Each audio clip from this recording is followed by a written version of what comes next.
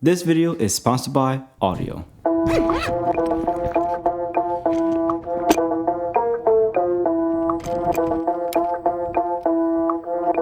Too hype in the party, feeling like my birthday. I've been dancing all night with a bottle in my hand and a smile on my face. And we got a few more on the way, way. Got a couple more on the way, way. Got a couple more on the way. Now this video is about the Laowa Ranger zooms, and Laowa was kind enough to send it over to me, and I've had it for about 3 months now. And so this is going to be my experience. I've only done one job with them, but I've been doing a lot of other shooting and testing with it. Again, thank you Laowa for actually sending this over. So this past year has been quite interesting, and I have actually been picking up more Cine zooms to be using on different projects that Cine 16 have been commissioned to put on or put together really.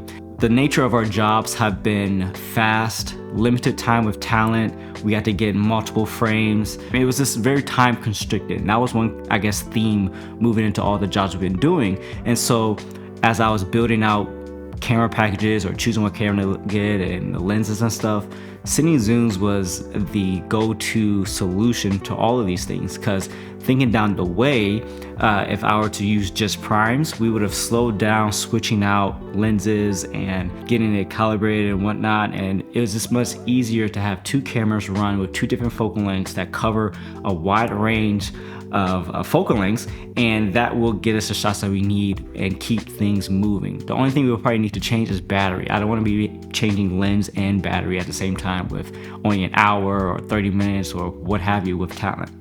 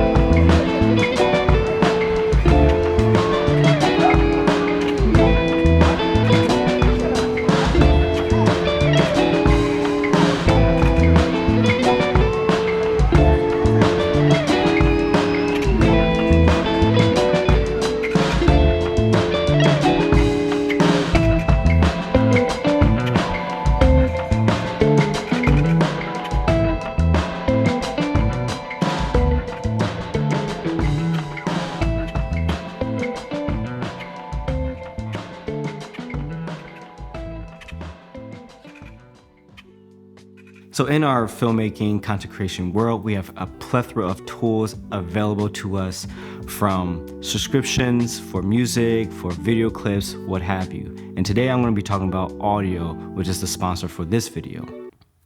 Sorry, I sound like a frog right now. Now, I'll be honest, I told the Audiio team that it's going to be a little difficult to kind of talk about another music platform. And so they were like, cool, that is totally chill. Just try it out, see what you think.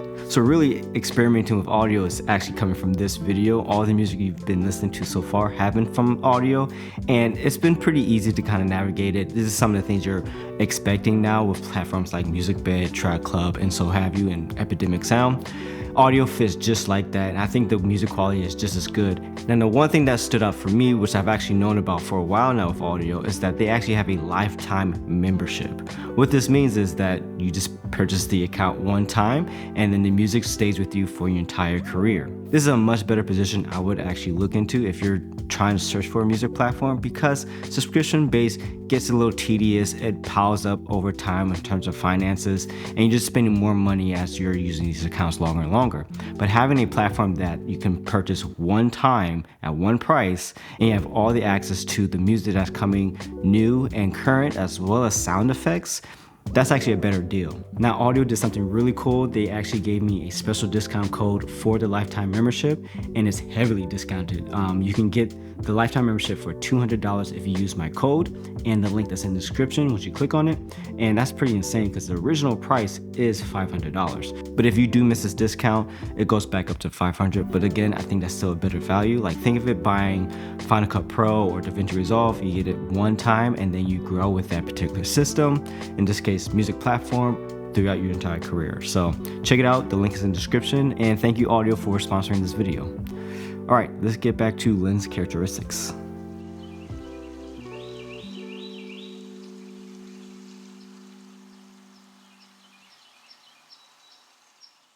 Now, when it comes to character, the Rangers are on the vintage side. Flares are expressive and blooms the image, which lowers the contrast overall, giving a milky kind of look. Now, I like to believe that I put these lenses through the gauntlet. On the last production that we were filming in a football stadium, so all the stadium lights were on. This is a challenge for just about any lens, especially in this price range, because it's going to challenge how it's going to flare, how it's going to contrast, it's going to hold, as well as are you going to get any weird ghosting because you're getting light from all angles. And as you can see here with these examples, you are getting these orbs from these very large light sources, these bluish orbs that kind of sometimes get onto the talent's face, which I can't show the talent's face. So trust me when I say that it happened, it did happen. So those are a few things I just tend to notice when dealing with these lenses. Now, again, this is the extreme side of kind of using these lenses. In this case, we didn't have a matte box or anything to cut flare out. So this was really bare bones and a good test to see how they handle. The overall sharpness is good. However, wide open at T2.9, the image is a bit mushy for my taste. For me, it just comes off distracting.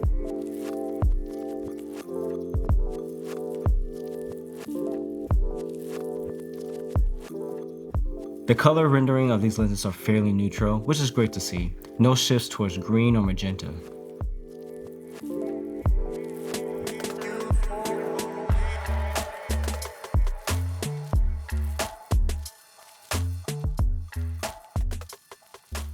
Now, these lenses are full frame, but I have been using it on Super 35. And if you're wondering what that focal range is, just apply 1.5 to 28, which will give you 42, and you can apply that to the rest of the zoom ranges. This does have an EF mount, and you can mount that on EF cameras. And I do have an EF speed booster. I didn't bother. Having the Super 35 with these longer lenses just make it much better. And going back to what I was saying earlier about T2.9 being soft, wide open, that's just me being nitpicky, because with zoom lenses, you're not really buying it for fast T-stops or just shooting it wide open all the time.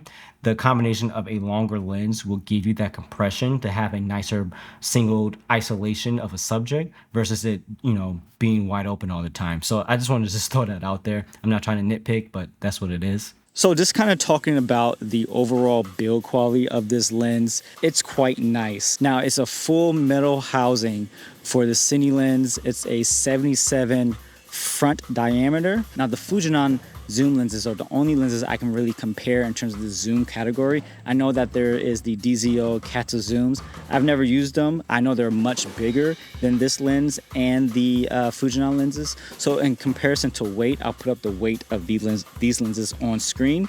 But the fujinons are much lighter because of the mix of the build quality that it has. Ooh, that is blasting. Now, this is a full frame lens, and the Fujinon MKX line or MK's line, they're actually just Super 35. So that's the one of the bigger differences. Build quality compared to those two, the MK line is a mix of plastic and metal.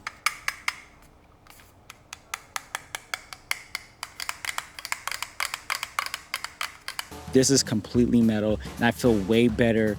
I mean, I'm not going to break my lens, but this will take a beating and less breakage than the plastic-ish, metal-ish lens from the Fujinon. The Fujinon does have connecting points for the Fujifilm X series, so you can read the T-stops. It does have back focus, and comparing the two, the back focus is a lot easier to adjust with the MKX series because it has a little knob that you twist and turn as you're getting your focus distances and everything. This here, actually, you need a tool, a really small Allen wrench, which is included into the box, the case that it comes with. A little bit more fiddling around. There's 3 different screws. You have to unscrew them all, and then you can do your back focusing that way.